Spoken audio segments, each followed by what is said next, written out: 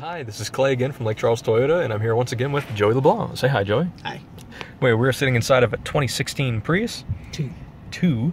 And we actually wanted to go over a couple questions that we've been asked for about the Prius.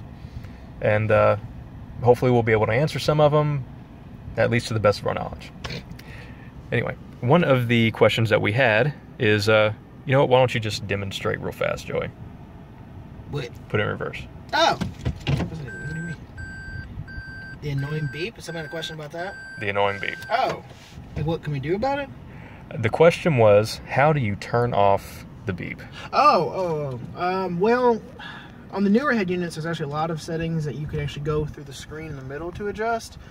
That, unfortunately, is not one of them. The only way that I did on my Prius, I had to actually go to the service department. It doesn't cost anything because it's a customizable setting, but only a certified Toyota technician has access to what's called TechStream, which is basically a heavy-duty laptop that connects through the diagnostic report under the dash, and then you have a whole list of things you customize, most of which are the same thing like when you go to your setup menu on the screen, you go to vehicle, and you have your vehicle customization settings.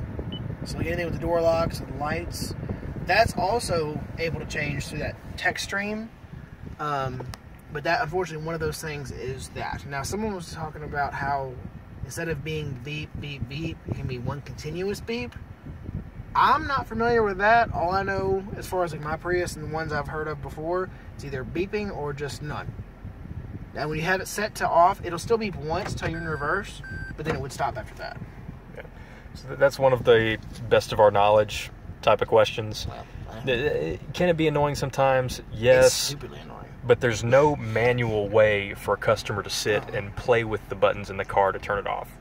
Our best advice is take it to a certified Toyota shop, have them plug it in, and see what they can do. Yeah. As long as you're still under your 3-year, 36,000-mile warranty, there should be no charge to turn that off. Right. What's the next question? One of them was, oh yeah, I'm worried about getting a hybrid. How much do those batteries cost if they go out? They're expensive. How long is the battery supposed to last? Well, I had to sell one battery on a hybrid, on a Prius. It was 2007. That was like literally 2 months ago. So that's 9 years old. But he had 230,000 miles on it. That was his original battery. The price on it with labor and tax was about $4,000. Well, how long is there amount of time that you could say the battery's supposed to last? Guaranteed. Toyota guarantees it for 8 years or 100,000 miles. However, I haven't seen one go less than either 12 years or I've seen as much as 230,000 miles on one original battery. I think the Prius was like the #1 vehicle on Consumer Reports top vehicles to go over 200,000 miles. So it was either Consumer Reports or it was KBB. One of them. I was thoroughly surprised at how long those batteries last. They are expensive, don't get me wrong. But I mean, if you get a vehicle, if you get one from new or even 2 or 3 years old, and you keep getting 50 miles to the gallon, it kind of pays for itself. But it does come with a warranty to make you feel a bit better for 8 years or 100,000 miles. And so, I mean, that covers all the hyper components, including the battery. Yeah, but it's just like anything else. If something's warranted, like if your engine's warranted for 5 years, 60,000 miles, and you put 300,000 miles on the engine, you know, and you're worried about a warranty, well, warranties cover defective products. If it's not defective, it's meant to last the life of the vehicle. For sure. And Toyota is very proactive on it. If there's something that they think is wrong with the vehicle and they think it's their fault, they are more than willing to go and like service campaigns or recalls and stuff like that. Yeah. Anyone who's been a Toyota owner for a while, the older Camrys, 4Runners, and Siennas, they're doing a warranty enhancement on the dashboards that have the stickiness, like tackiness. They're going to give any customer, even if it's 10 years old or under 150,000 miles, they're giving them a brand new dash, no charge to them. So they're very proactive on taking care of their customers even after the warranty's out, and even after that's expired. So that's something I really wouldn't worry about. If you feel like you got a defective battery and you want to claim that, I promise you Toyota was more than happy to hear you out and help you, because they very seldom go out. Oh, that's a good one. Speaking of battery, though, there's something I want to show before I forget. And the question associated with it. Yes. Wait, what's the next question? It's we did a video a while back on how do you jumpstart a Prius. Right. And like you were about to show them. Oh, where it's moved to now? They moved it. Yes. Originally, the auxiliary battery that you used to jumpstart the Prius was behind a hatch in the back of the vehicle. Right. Sometimes a pain to get to, and right. This time they got smart. And it's right here in the front under the hood where it belongs. Where it is on every other vehicle. Right, that's the way it should be. Yeah. They finally moved it to a normal spot, and even like the older hybrids, they used to have it in the same spot, like the older Highlander hybrids. Yeah. But this is the first one I've seen to actually have it in a normal, accessible spot with actually nothing even covering it up either. But there you go. And I don't know if we ever did show the outside of it. I think we know we only showed the inside. We didn't show the outside of a Prius. Quick view. It's a pretty cool looking car, to be fair. It has a lot more of an aggressive front fascia. Oh, for sure. Standard LED headlights. The angry eyes. I like the angry eyes. Back here. I gotta show these awesome taillights real quick.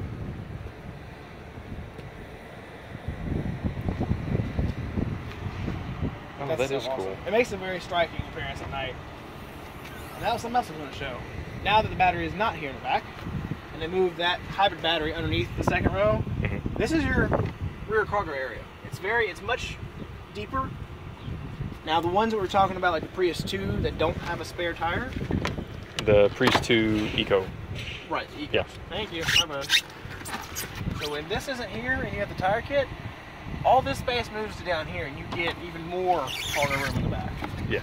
So the different models of Prius, I think like the 4 Touring maybe, there's one other model.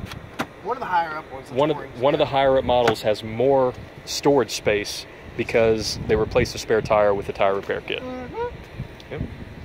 But if y'all do have any other questions, be sure to let us know. We're still learning as we go. But oh, I got one more. What's that? And I know you know the answer on yours. Okay. I'm curious about this one. How fast can you go in straight battery mode, in EV mode? Oh, like getting up to speed? Yeah. The highest I've gone is 45 miles an hour. And that's obviously tying it from a stop, like inching forward slowly. Yeah, like there's a lot of conditions that's supposed to keep the battery in that mode. Like the battery has to be like over a half charge. Now, if I press EV, yeah, and I can push it down as far as I want, but after 25 miles an hour, it kicks out of EV mode. In the forced EV mode. Right. Yeah. If you're just having normal driving mode and you're letting off the gas, 45 miles or under, it'll kick the engine off with the battery. Yeah. Like if you're at a stoplight or something like that and the engine automatically shuts off, to keep it shut off, you can probably get up to 45. Yeah. Yep. Now with these, the Priuses that have the new batteries, we're actually not sure what it can do because it's a lithium ion. When we drove at 60 miles an hour, the gasoline engine kicked off and let us use just the battery. It's 60 miles an hour. That's over mine. I wouldn't expect it to go much more than that, if at all. But, you know, who knows? Anyway, this has been a little video on some frequently asked questions about the Prius and a couple little extras. Please give us as many questions as you guys can handle, and we'll do the best we can to answer them for you. So just if you have anything you want to know, leave a message below. Thanks for watching.